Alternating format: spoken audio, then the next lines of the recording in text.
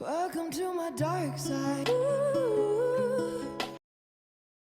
Et salut à tous, on se retrouve pour la finale de la semaine 1, bon un peu tardivement, ok, contre Liverpool 1-2-3. Donc il a SE et JML, et du coup je suis allé regarder juste la speed de ces deux Revan pour avoir un peu une idée de son roster. Donc 336 pour DR, 294 pour Revan, c'est à peu près, à peu de choses près, c'est les mêmes que les miens. Donc, euh, donc sympa, c'est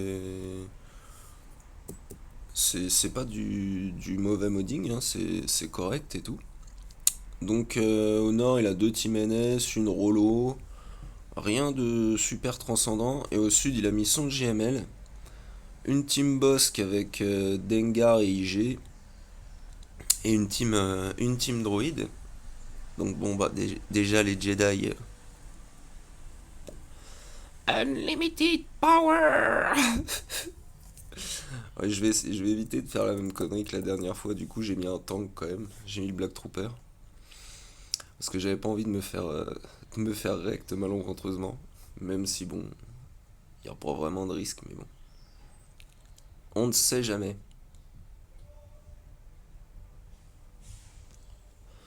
Donc on link les deux seuls qui tapent, hein, sinon c'est pas très malin. Et puis tant qu'on n'a pas ult, on va pouvoir régène la protect sur Watt et sur le Black Trooper. Donc ça c'est pas mal. Et puis à un moment on mettra l'ulti histoire d'éradiquer tout le monde. Et ce sera nickel. Pas une stratégie très compliquée, étant donné que c'est le bon GL en counter, on va dire. Mais bon, on fait ce qu'on peut pour pas perdre trop de bannières.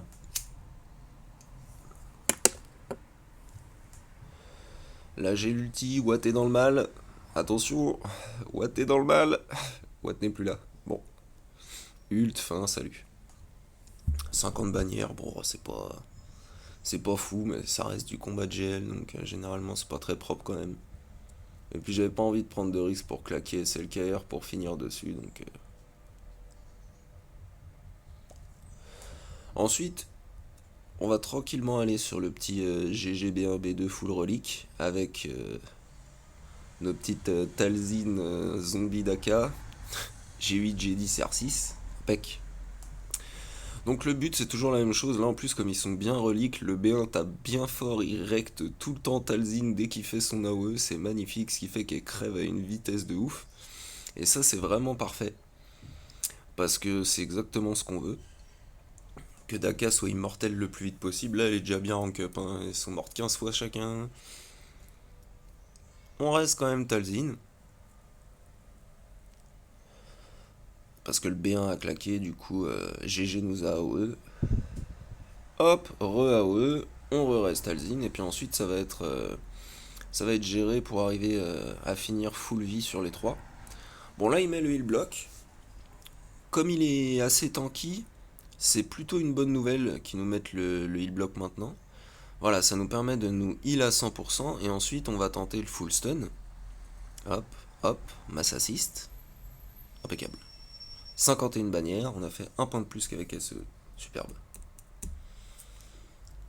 Là, la team BH, je me suis dit, en 3v3, j'ai pas souvent tenté. Allons-y avec Kira, Nest et Oda. Mais ils sont quand même costauds, ces BH. Alors j'ai juste mis le Master's Training sur Nest. Voilà, il finit dans le rouge, finit dans le orange, mais à chaque fois, comme c'est IG et Dengar qui mettent masse de debuff, il reprend une vie de ouf. Donc bon, c'est pas super bien parti. Et puis là, le Tenacity Down, ça c'était la mauvaise nouvelle. Parce que, comment dire, on va passer les trois quarts du combat perma-stun. Donc stun tout le temps, quasiment. Et pendant ce temps, comme on tape pas, on va pas se rank up. Donc c'est pas évident. En plus, on a le heal block. Ça, c'est parfait. Le malus de speed, c'est plutôt une bonne nouvelle. Quelques dots, des détos, bon, ça c'est pas bien grave. Mais le combo Tena Down et heal block, c'est pas une bonne nouvelle du tout, ça par contre. Ça pas bon, ça pas bon. Bon, du coup, pour l'instant, on peut pas faire grand chose. Enfin, le mode auto peut pas faire grand chose plutôt.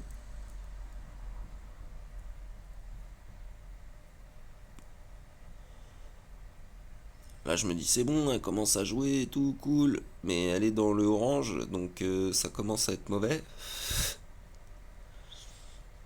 Enfin, dans le orange, dans le jaune, pardon. Poum, plus de boss. Je me dis, oh, trop cool, allez, c'est parti. Et là, je prends mon tour. Pan. Bon.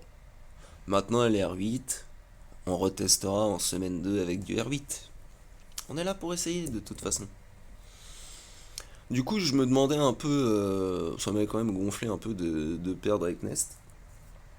Mais je me demandais avec quoi j'allais finir. J'avais pas trop d'idées.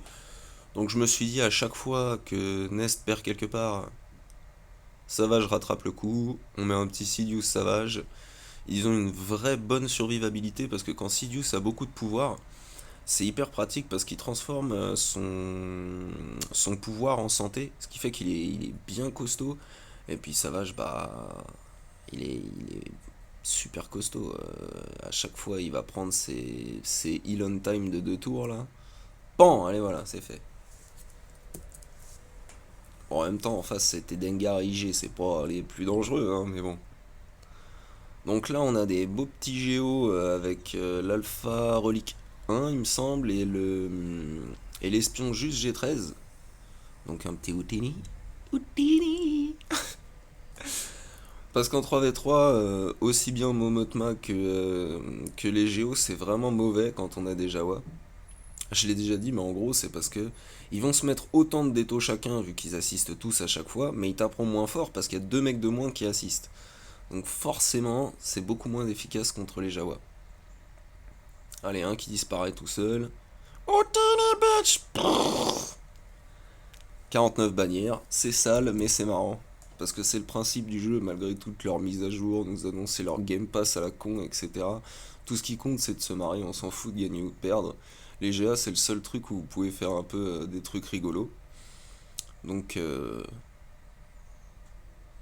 bah, c'est là où faut s'amuser, quoi. Sinon, bon, ça vaut pas le coup de se faire chier à jouer les arènes, à jouer tout court d'ailleurs. Enfin, de mon point de vue.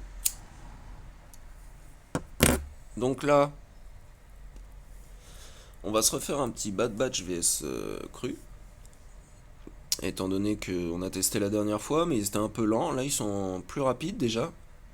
Mais la Bad Batch, c'est vraiment trop fort. Echo, le fait que ce soit le perso le plus rapide du jeu avec Gideon à égalité. Et hors GL, bien sûr. Et que dès son tour 1, il puisse mettre un Daze heal block sur toute la team d'en face qui va dispel leur buff. Et en fonction du nombre de buffs, vous gagnez 5% de TM sur toute la team. C'est n'importe quoi.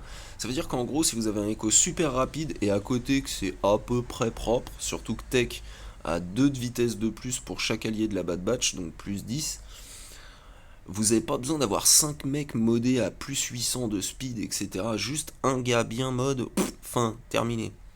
Franchement, je la trouve trop ouf. On en parle moins, je trouve, de la Bad Batch, parce qu'au début, il y a eu la hype Bad Batch. Mais là, on en parle un peu moins, mais je suis pressé de faire des tests, genre en 5v5, peut-être contre un Revan si j'ai l'occasion, ou ce genre de truc. Putain, ça doit être ouf. Tu laisses Yoda spread tous ces trucs, hop, tu balances ta petite truc à ton petit clic clic clic là, ta petite AOE Days Dispel, tout le monde prend 100% de TM direct. Allez, fin. Enfin bref, la Bad Batch, c'est la vie. C'est très rigolo, je trouve, comme team. Et puis ça permettra peut-être de faire un éclat de cam bientôt. Plus que 2 à G13.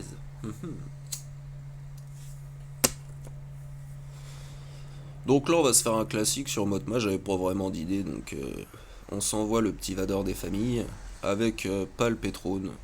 Parce que Trône, j'en avais pas vraiment besoin ailleurs. Et puis, ce qui est chiant sur Biggs, c'est qu'il gagne masse TM, donc on va le calmer direct avec la fracture. Il va la boucler une bonne fois pour toutes, il gagne plus rien du tout, allez, tu dégages. Et Wedge, c'est pareil. 52 bannières, c'est un peu crade, ils ont eu le temps de jouer vu qu'ils m'ont giflé un peu de protec, mais ça passe, ça va. On a déjà fait notre petit fail, hein, histoire de donner confiance à l'adversaire. C'est parfait.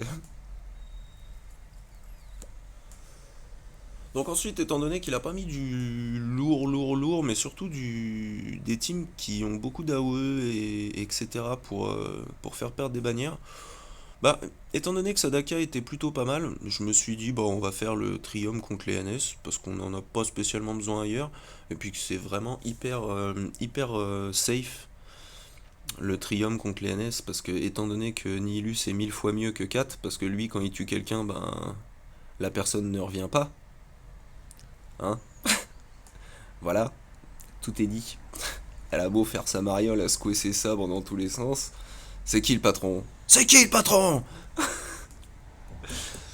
Non, une fois que Nihilus tue quelqu'un, il revient jamais, donc Daka sert plus à rien. Bon là c'est Assage lead, mais même en Talzin lead c'est encore pire parce que les mecs assistent même plus forme de grave, et du coup c'est juste parfait.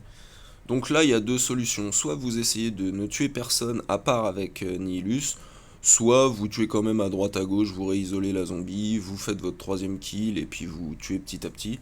Mais en 5v5 ce que je préfère faire c'est vraiment tuer tout le monde avec juste Nihilus.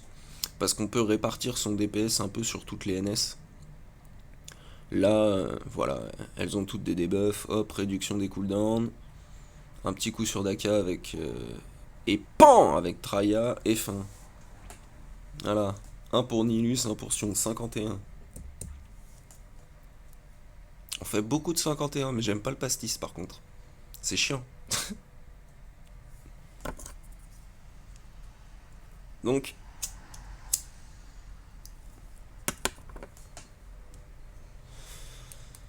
là, la suite, il me reste quand même SLKR, donc je me demandais où j'allais utiliser. Et CBH était assez joli, je trouve. Le petit Boba R6, il doit être en route pour l'exécuteur. Django R3, 263 de speed, avec son lead ça fait 293. Lui ça fait 291. Le Mando il était juste relique, mais il est généralement pas trop rapide parce qu'il faut qu'il joue en dernier pour quand il déclenche la prime boom. Donc je me suis dit, mon boss qui est plus rapide, je vais mettre Boba et Griff, étant donné que Griff va commencer Fufu, c'est pas grave qu'il soit G13 et plus lent. Et Boba, bah il a un revive. À part s'il se fait tuer par le missile ou par Django, étant donné que Django a la Zeta. Donc boum, une fois le Mandalorien. Pouf, sur la OE, allez il dégage. Ça y est, fin. Par contre Django tue Boba sur la basique. Ça c'est un peu dommage. Mais après, ça va être du grappillage parce que là, il n'y a plus de DPS. Donc, j'espère que vous êtes prêts. Ça va être long et chiant. Mais ça grappille petit à petit parce on a quand même beaucoup de moyens de se régène. On a déclenché le contrat. Donc, on est plutôt safe. Et puis là, bah, c'est Django R3. Donc, étant donné qu'on n'a pas de DPS, bah, c'est long. C'est long et c'est moche parce qu'on a perdu Boba. Mais je suis sur l'affaire DBH. Je suis sur l'affaire. En ce moment même. Bon voilà, le principal c'est qu'en gros ça passe, même si ça met de plombe. Petit coup de café.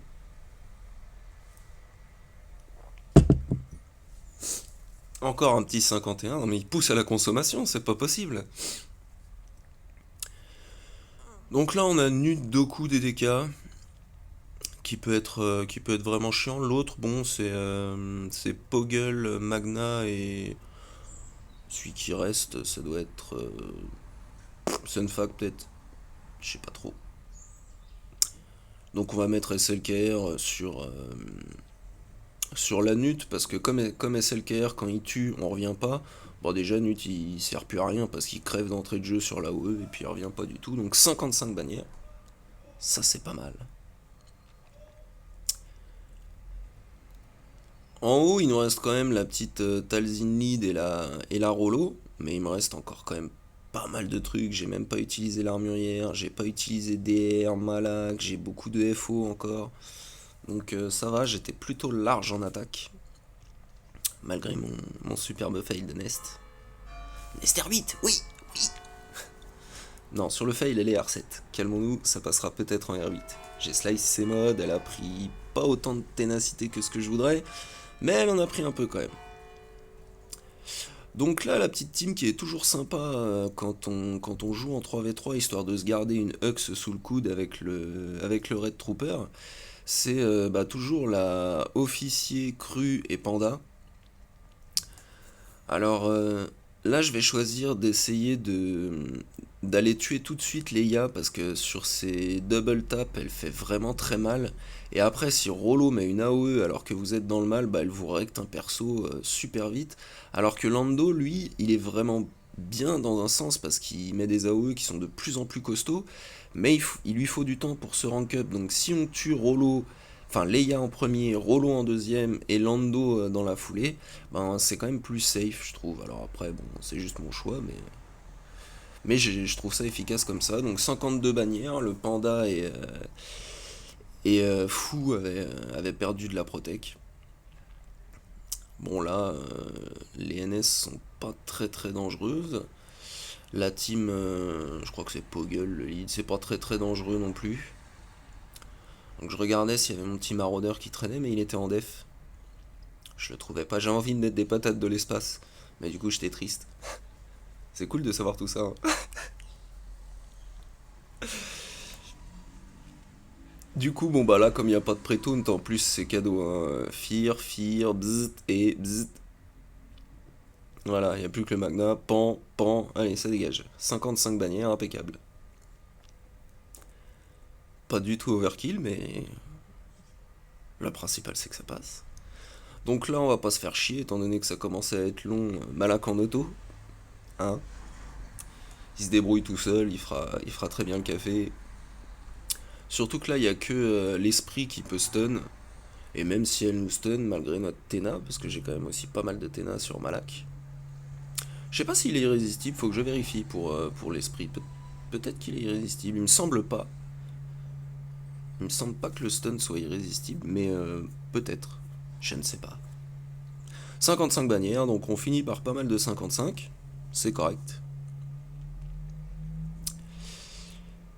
Et du coup sur les flottes, il a une rebelle et une trône, donc ça va être un peu habituel. Finaliseur sur rebelle, 65 bannières, plutôt pas mal pour un noob des vaisseaux comme moi. Et 65 bannières avec GG sur trône, donc plutôt sympa. Donc lui il a tout one shot, mais il a planté sur mon exécuteur 4 étoiles tout pourri. Comme quoi, bon bah, 2 fois de suite en première semaine où je me fais sauver par l'exécuteur. C'est plutôt sympa, même si mes vaisseaux sont absolument éclatés au sol, c'est marrant. Donc voilà, c'est une semaine qui se termine bien. Je suis désolé d'avoir sorti la vidéo un peu tard, mais j'avais pas trop de temps. Voilà, j'espère que vos GA se passent bien, que vous n'avez pas oublié de vous inscrire. N'oubliez pas de poser vos défenses, et salut à tous!